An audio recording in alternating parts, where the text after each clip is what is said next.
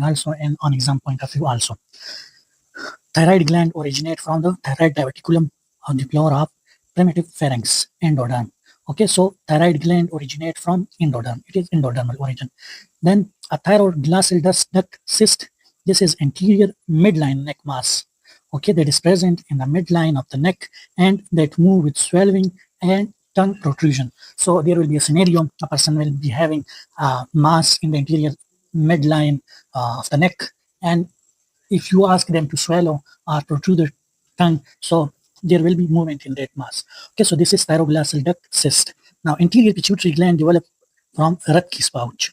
Okay, and Rathke's pouch is oral ectodermal origin. Okay, so anterior pituitary gland developed from oral ectoderm, while the posterior pituitary gland developed from neuroectoderm. Okay, now anterior pituitary gland synthesize and release these hormones.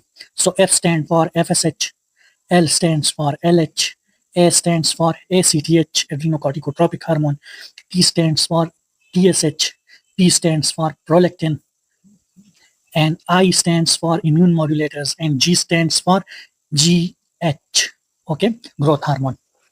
So these are the hormones of anterior pituitary gland. Now, posterior pituitary gland is developed from neuroectoderm, okay, from hypothalamus, and posterior pituitary gland store and release antidiuretic hormone and oxytocin hormone. It does not synthesize these ADH and oxytocin. This is synthesized in the hypothalamus by the supraoptic nucleus and paraventricular nuclei. Then they are carried towards the posterior pituitary for the storage, and whenever there is need, so then they are secreted. Okay. Now, adrenal cortex. So adrenal cortex come from mesoderm.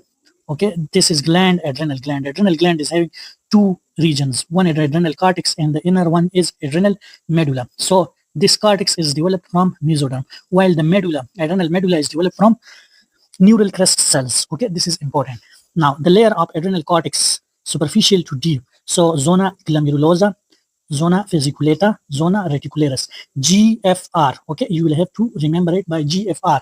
And the more deeper you go, the sweeter it gets. This is the mnemonic for their hormone. Glomerulosa secrete aldosterone. Okay, then fasciculata secrete cortisol. And then reticularis secrete sex hormone, androgen, and all these. So the more deeper you go, the sweeter it gets. Okay. Now, adrenal medulla is derived from neural crest cell, as already we have discussed, and they secrete catecholamine, adrenaline, and noradrenaline.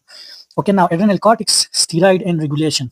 So the zona glomerulosa produce salts, hormones. Okay, mineralocorticoid hormone, aldosterone. Okay, which is responsible for the secretion, for the excretion of potassium and intake of sodium. Okay, absorption of sodium. So aldosterone synthesis is regulated by angiotensin 2 and potassium level in the serum. When potassium level is increased, okay, so this leads to increased level of aldosterone. Okay, and if angiotensin 2 is increased, so this also leads to increased level of aldosterone. Now, aldosterone synthase is key enzyme in aldosterone production. So this is all about zona glomerulosa. Now, zona fasciculata. So it produces glucocorticoid. Okay, primarily cortisol. Cortisol synthesis is regulated by adrenocorticotropic hormone and corticotropin releasing hormone. ACTH, this is released by pituitary gland, and this is secreted by the hypothalamus. Zona reticularis produce sex hormone, okay, specifically DHEA and androstenedione. Okay, so DHEA, dihydroepiandrosterone.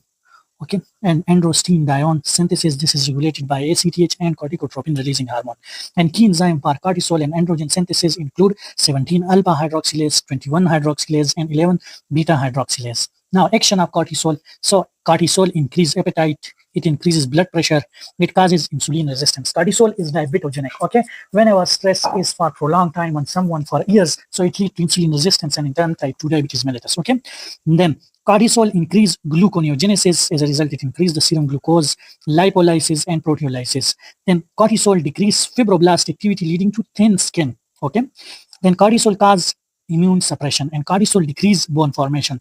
So those who are taking artificial steroid are also at risk of osteoporosis. Okay, then pancreas and glucose hormone. So glucose enter the beta cell via glucose transporter type 2.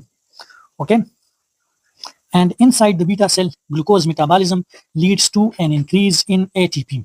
and raising the ATP to ADP ratio, then what happened? ATP closes the ATP sensitive potassium channel, target of sulfonylurea also. So closing potassium channel depolarize the cell, opening voltage gated calcium channel, and when calcium influx occurs, so insulin exocytosis occur and insulin is released.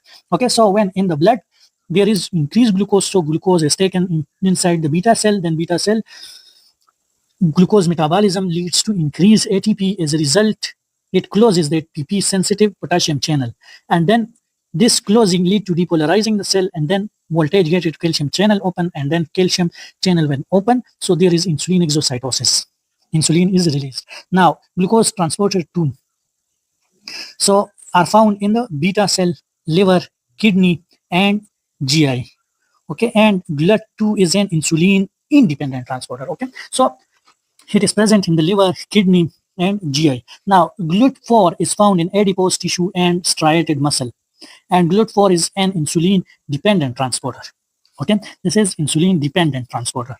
Now, tissue with insulin-independent glucose uptake are brain, red blood cell, intestine, cornea, kidney, and liver. The mnemonic is BRICK-L. Okay, so BRICKL, BRICK-L. These are insulin independent glucose uptakers. Okay, brain, RBC, intestine, cornea, kidney, and liver.